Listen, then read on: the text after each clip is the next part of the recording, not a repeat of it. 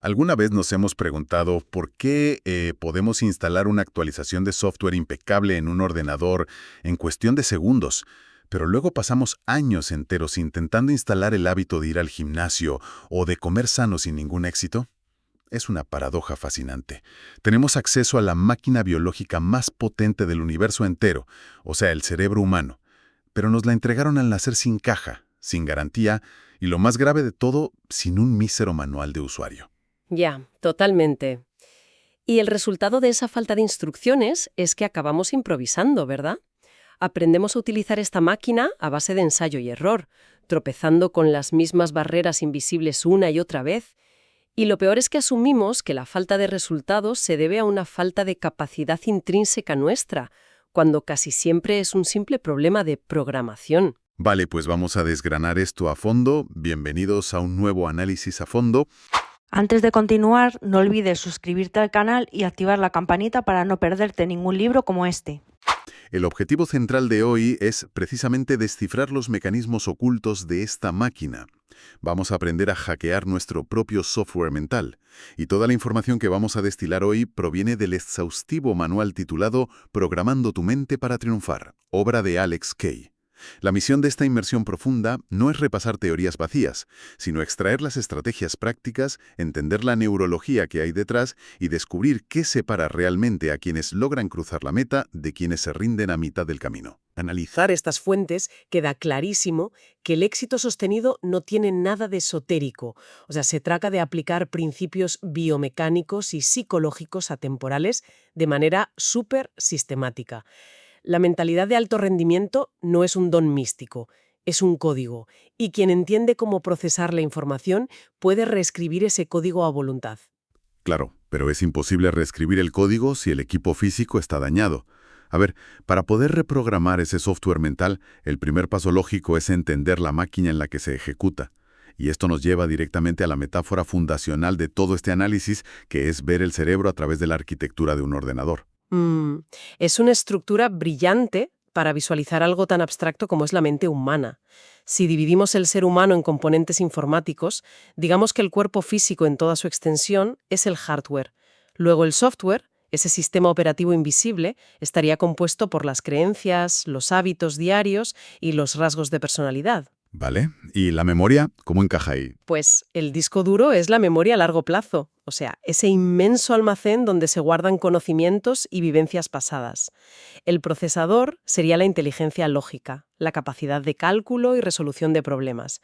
Y finalmente está la memoria RAM, que representa el espacio atencional del presente.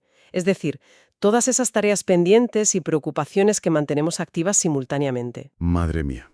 Esa memoria RAM es precisamente la que colapsa a diario. Todos hemos experimentado esa sensación de parálisis frente a la pantalla de un ordenador, incapaces de escribir una sola línea porque la mente está procesando al mismo tiempo el recibo de la luz que hay que pagar, el correo del jefe sin responder y la lista de la compra de la cena. Esa sensación no es pereza, es la RAM biológica quedándose literalmente sin memoria operativa. Exacto. Cuando se abren demasiados programas en segundo plano, cualquier sistema operativo se ralentiza hasta congelarse. Por eso, el material propone un protocolo de reinicio táctico muy específico para esos momentos de colapso. Porque no basta con decir, bueno, tengo que concentrarme, no funciona así. Ya, el típico cálmate y concéntrate que nunca sirve para nada. Tal cual. El protocolo requiere 3 pasos mecánicos. Primero, forzar una pausa respiratoria de 2 minutos para reducir el nivel de cortisol en la sangre. Segundo, ejecutar un vaciado cerebral. Esto significa coger papel y bolígrafo y transferir absolutamente todas las preocupaciones desde la RAM mental hacia el mundo físico. Y tercero, aislar una única tarea. El mito de la multitarea queda completamente desmentido aquí. Totalmente. Neurológicamente, el cerebro humano no procesa en paralelo. Lo que hace es alternar su atención frenéticamente entre diferentes focos, lo cual agota el procesador y destruye la calidad del trabajo. Y hablando de agotar el procesador, el mantenimiento físico del hardware no admite negociaciones, porque intentar mantener una actitud invencible o tomar decisiones financieras críticas estando deshidratado o con el azúcar por las nubes, Es como intentar ejecutar un videojuego de última generación con gráficos en 4K en un portátil viejo, sobrecalentado y con el ventilador roto. El sistema inevitablemente se va a colgar. Antes de continuar, no olvides suscribirte al canal y activar la campanita para no perderte ningún libro como este. Claro, es que la biología dicta las reglas del juego. Las fuentes son súper contundentes respecto a la hidratación y aportan una métrica visual innegable. Dicen que si la orina adquiere un tono similar al del zumo de naranja, existe una deshidratación severa que ya está encogiendo físicamente el tejido cerebral y mermando la función ejecutiva. ¡Qué locura! Encogiendo el cerebro literalmente. Sí, sí. Y a esto se suma la desmitificación de las famosas 8 horas de sueño continuas. El letargo matutino muchas veces proviene de despertar justo en medio de un ciclo de sueño profundo. Como alternativa, el texto plantea el sueño polifásico o las siestas estratégicas, de 20 a 30 minutos. Este límite de tiempo es clave porque permite limpiar la fatiga neuronal sin llegar a cruzar el umbral del sueño de ondas lentas, evitando así despertar con esa confusión tremenda. Ya. Y el combustible que se le pone a ese hardware es igual de crítico. Los carbohidratos refinados y los picos de azúcar generan una inflamación que nubla la cognición. En cambio, se sugieren aliados estratégicos muy curiosos, como el consumo de unos 50 gramos diarios de chocolate negro al 72%, que mejora el flujo sanguíneo cerebral. Qué buen truco ese. Sí, la verdad.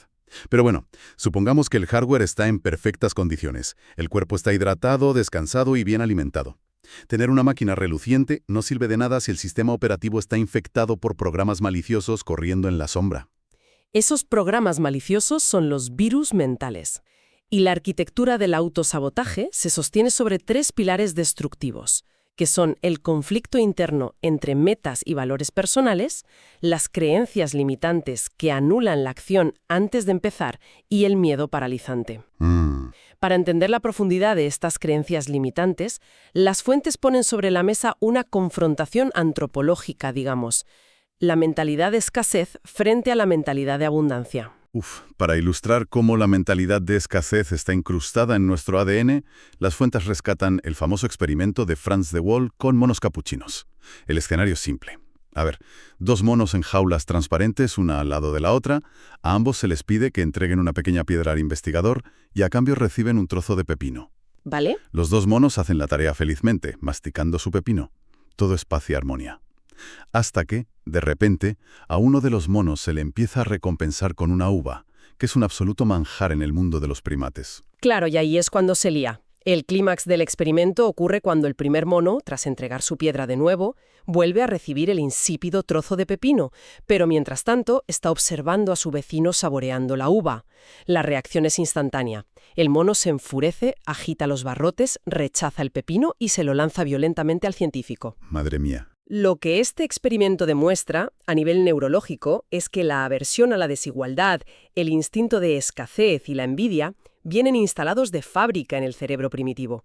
Un primate percibe la ventaja ajena como una amenaza directa a su propia supervivencia. Es la misma reacción biológica que se dispara hoy en día al navegar por redes sociales. Alguien puede estar perfectamente feliz con su trabajo o su coche, hasta que abre una pantalla, ve a un conocido celebrando un ascenso o conduciendo un vehículo mejor, y de repente su propia vida le parece miserable. Tal cual. El pepino ya no es suficiente porque alguien más tiene una uva. Eso es. Y el reto del desarrollo personal es precisamente utilizar el córtex prefrontal para apagar ese instinto primitivo y civilizar la respuesta. A propósito de esta mentalidad de escasez, el texto analizado traza un paralelismo súper interesante con ciertas corrientes sociopolíticas. Ah, sí, la parte del socialismo. Exacto. Señala cómo, bajo la perspectiva del autor, el socialismo puede llegar a fomentar esta mentalidad de escasez al institucionalizar la búsqueda de una igualdad de resultados por encima del esfuerzo, promoviendo así una dependencia estructural de los gobiernos para apaciguar esa sensación de injusticia.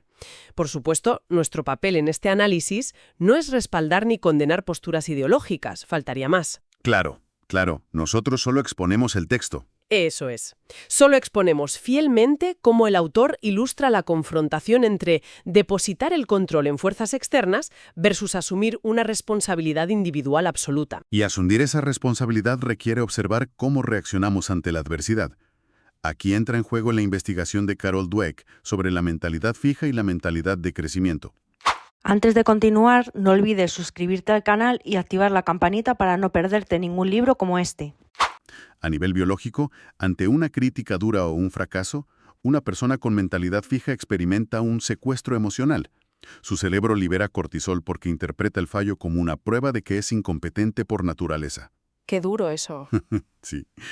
Por el contrario, la mentalidad de crecimiento procesa el mismo fracaso liberando dopamina, porque lo cataloga como un rompecabezas que proporciona nueva información para mejorar.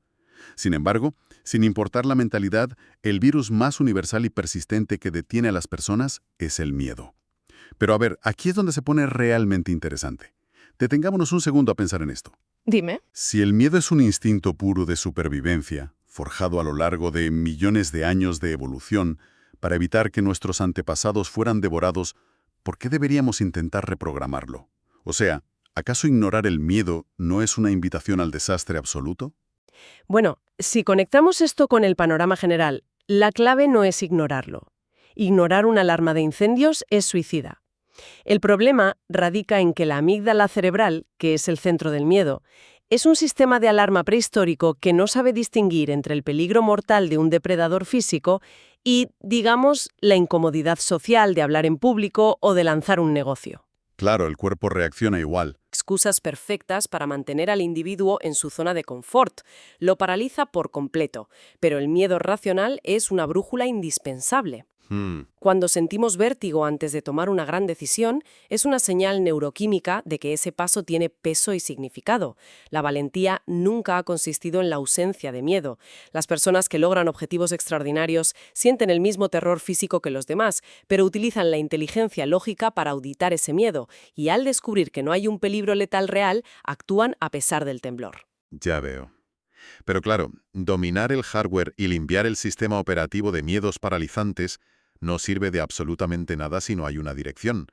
Tener el ordenador más rápido y limpio del mundo, encendido sin ejecutar ningún programa que valga la pena, es un desperdicio monumental. Hay que definir hacia dónde se navega.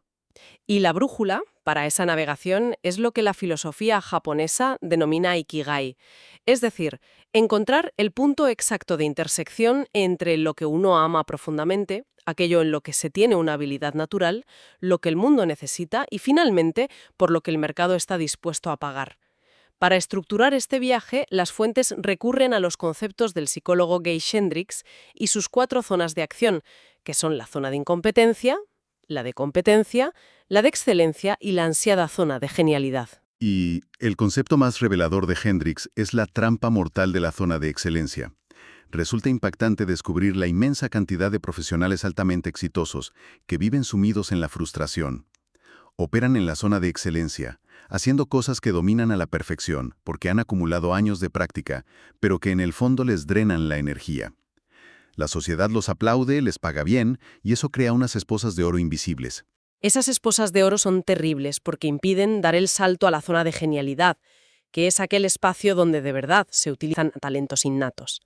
En esa zona el trabajo no se siente como una carga, el estado de flujo es constante y el tiempo parece dilatarse. Es la diferencia exacta entre dos músicos interpretando la misma sinfonía.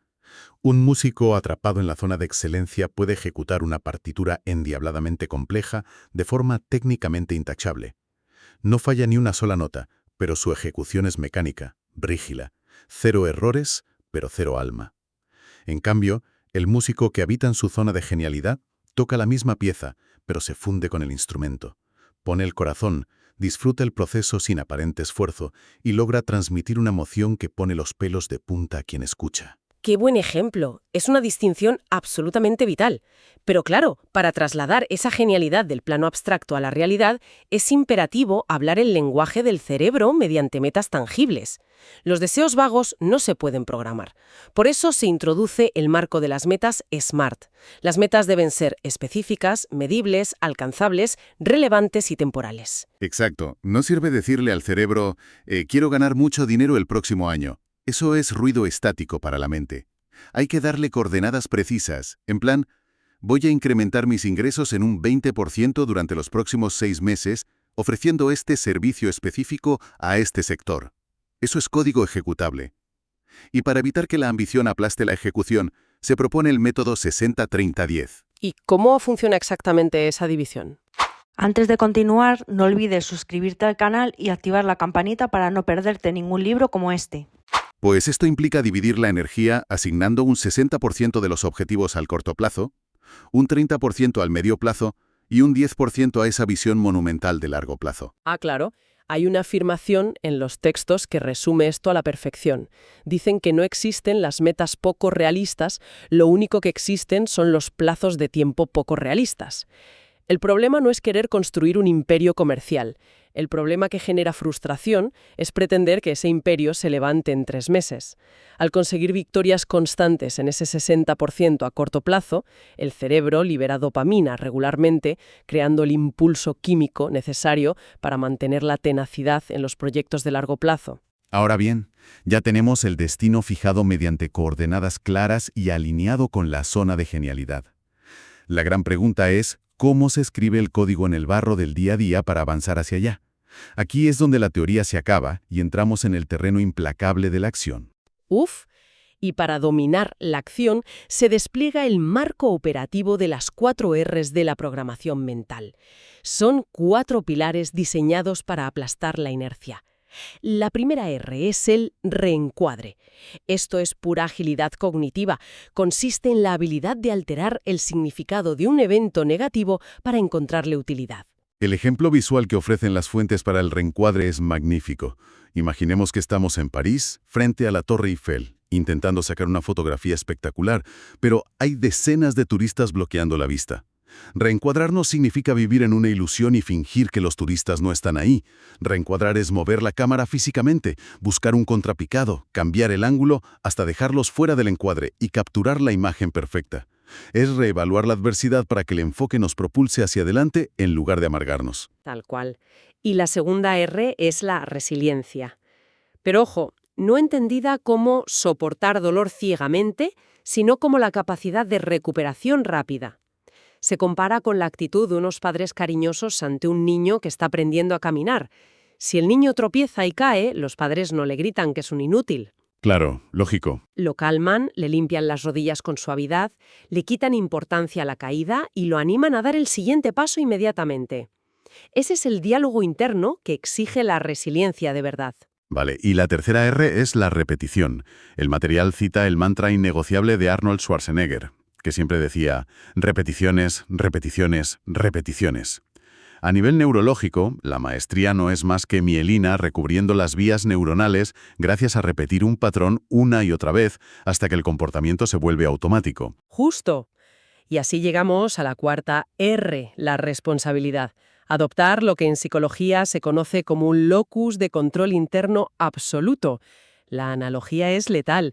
Los comandantes de aviación no dejan caer sus aviones cuando hay turbulencias. Ya te digo. Asumen el mando, no pierden tiempo culpando a la tormenta o al viento cruzado, simplemente ajustan los controles de la nave.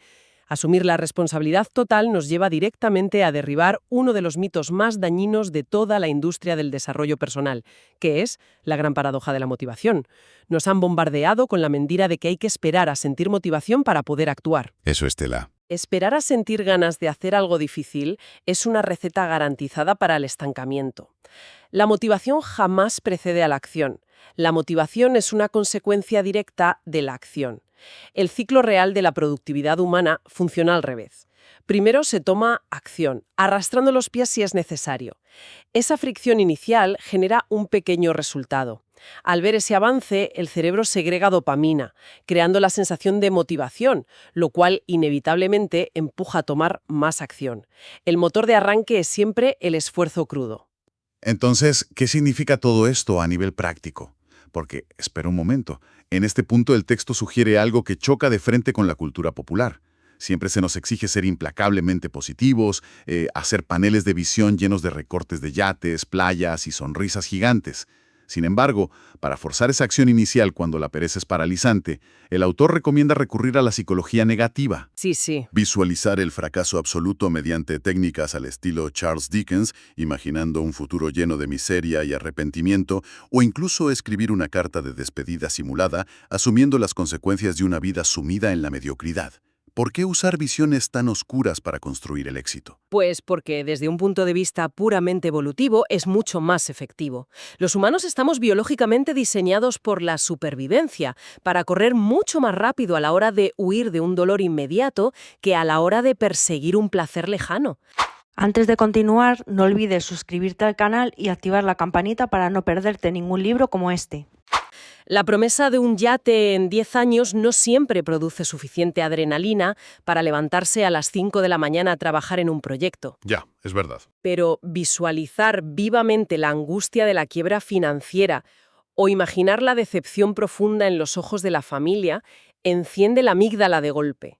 Genera una respuesta de emergencia. Esta psicología negativa actúa como un desfibrilador mental, un shock de alto voltaje reservado para esos días oscuros donde la visualización positiva es inútil frente a la fuerza gravitacional del sofá. O sea, utilizar la huida del dolor como motor de arranque. Es brutalmente pragmático, pero mantener la vida a base de ráfagas de adrenalina y huidas hacia adelante agota a cualquier organismo. Sostener el esfuerzo a largo plazo requiere estructurar el entorno, administrar el tiempo rigurosamente y automatizar las decisiones. Si dependemos cada hora de la fuerza de voluntad, el procesador volverá a colapsar seguro. Y por eso la fase final del protocolo es la automatización. Para salvaguardar el tiempo, el marco operativo rescata la clásica matriz de Eisenhower. Su eficacia reside en obligar a clasificar cada demanda en dos ejes cruzados, que son urgencia e importancia. La trampa en la que cae la mayoría es dedicar la vida a apagar incendios en el cuadrante de lo urgente pero no importante, que suelen ser las prioridades y emergencias de otras personas. Total. Y claro, dejan pudrirse las tareas importantes pero no urgentes, que son las verdaderas metas estratégicas a largo plazo que transforman la vida de uno. Proteger lo importante requiere construir hábitos sólidos.